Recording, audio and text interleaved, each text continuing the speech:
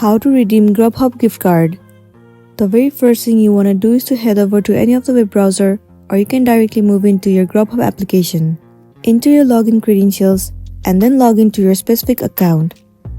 Once you have been logged in, click on your profile at the top right corner and then move into account. At the left side of the screen, the option of gift card will be visible to you.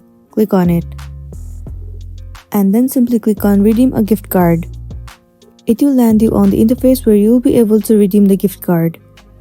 You simply have to enter the number of the gift card or the code that is given in the gift card.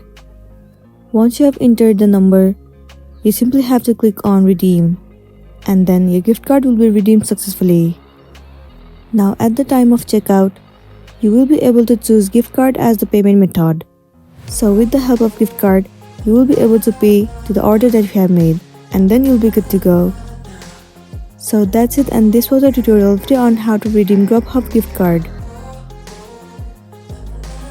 I really hope this video is gonna be helpful for you. If it does, please make sure to like and subscribe to our channel. And thank you for watching it till the end.